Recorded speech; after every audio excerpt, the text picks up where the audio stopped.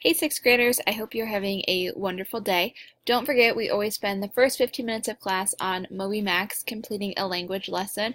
So if you have done that, awesome. You can keep watching the video, but if you have not done that yet, make sure you pause here and sign in. Just to refresh your memory, if you get to a page that looks like this, you'll type in Charles City, just like I did, in the school's name, and then you'll click Iowa, and then it will take you to the username and password page. So we are officially done with our writing process unit, and now we are moving on to learning about personal narratives. We are going to be doing this for the next 4 weeks, so we will be finished on November 21st. Throughout our personal narrative unit, we are going to hear examples of good personal narratives. We're going to explore what a personal narrative is, and then we are going to apply what we've learned about personal narratives by making a digital story. And then we'll watch all of our digital stories before Thanksgiving break.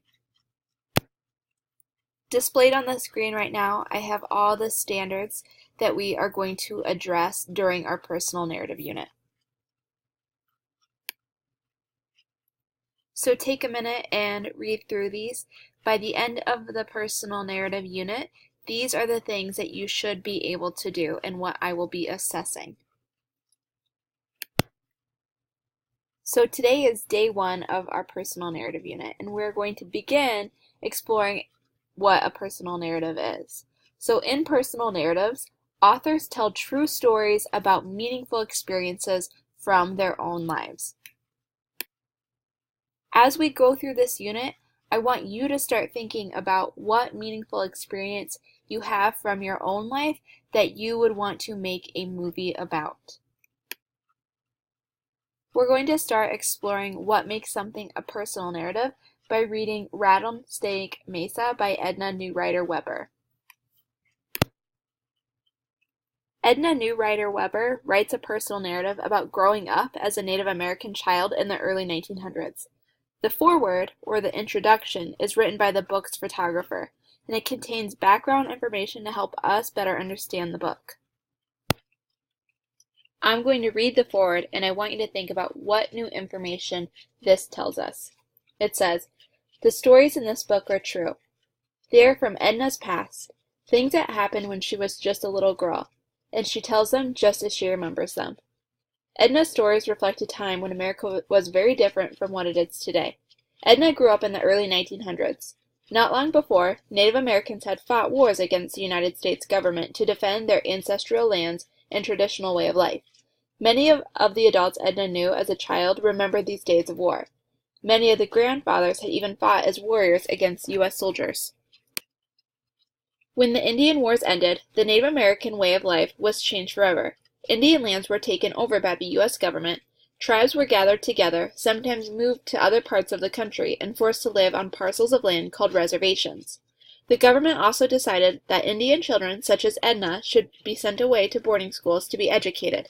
These schools were often far from their reservations, and children did not see their families for 9 months at a time, sometimes more. Indian parents did not have a choice about whether or not they sent their children to school.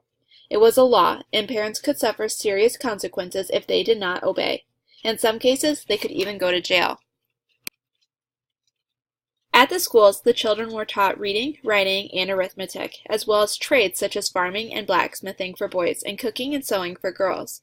But the boarding schools also had another purpose: to change Native American children. Government officials believed schooling would educate the Indian out of them, causing the children to give up their ancestors' traditional ways. The government hoped these Indian children would simply forget what it meant to be Indian.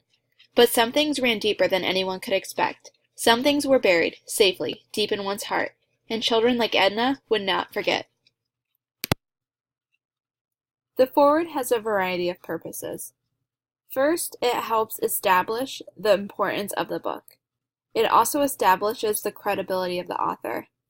Most importantly, it helps prepare the reader for what they're going to read. This background information helps us better understand the book. Next, I'm going to read the first story, which is Crown Point, and it's about some of the author's earlier memories. I want you to think about what it might be like to write about your earlier memories as you listen to the story. Crown Point Indian Agency was like a tiny, precious jewel flung far out from the edge of the eastern Navajo reservation. It was set back in the cup of a mesa like a horseshoe. In miles and miles of arid desert land sat the small green oasis, a little Indian boarding school, surrounded by tall trees, shrubbery, and flowers. It was tended with great care. In March my father picked me up from my grandmother's home and brought me to Crown Point to live with him, finishing the school year. My Aunt Elizabeth and Uncle Joe also lived here, employed in the Indian service. These people, Aunt Elizabeth, Uncle Joe, and my father, were all strangers to me. I was miserable. I did not want to be there. I did not want to live with a stranger, my father. I didn't want any part of this life. I was at Crown Point because my beloved grandmother, who had raised me from a baby, had taken her journey to the spirit world. My heart was shattered. No one knows how small a child grieves. No one knows how a small child grieves, unable to express the intense anguish locked inside. Tears, tears, tears. Tears do not heal the broken heart. The adults acted as if everything was just fine, as if nothing traumatic had just happened. They would talk in front of me, as if I blended into walls, as though I didn't have ears. How is she taking all this? Oh, very well. Children, you know. She's fine. She's just shy and quiet. Very quiet, because small children cannot speak or express themselves about death. Inside, I longed for my cherished grandmother. Why couldn't I have traveled on with her to the spirit world? Why didn't she take me on this journey? She'd taken me on so many others. I had been very good, very good.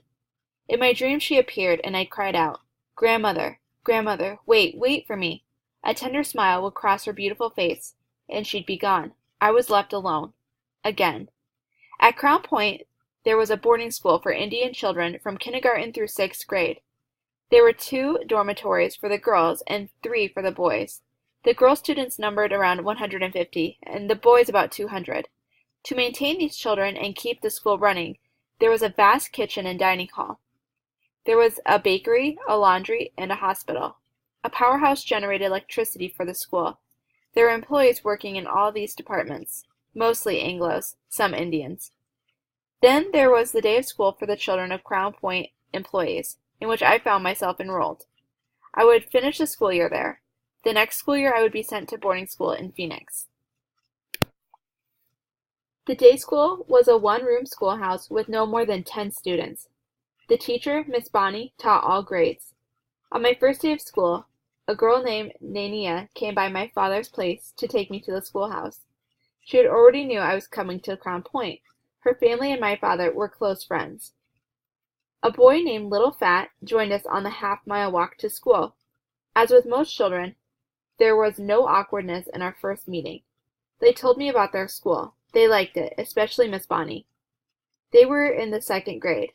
I was 7, nearly 8 years old. Nania and Little Fat were the same age as I. We began walking to school together every day. When we got there, we'd play jump rope or jacks with the other children. Miss Bonnie was young, and sometimes she played with us. Inside the schoolhouse, she had all kinds of potted plants hanging in the windows. She kept a little fire going in the coal stove to take off the morning chill. The big room was bright and cheery. I began to look forward to going to school. And Nania, Little Fat, and I became fast friends.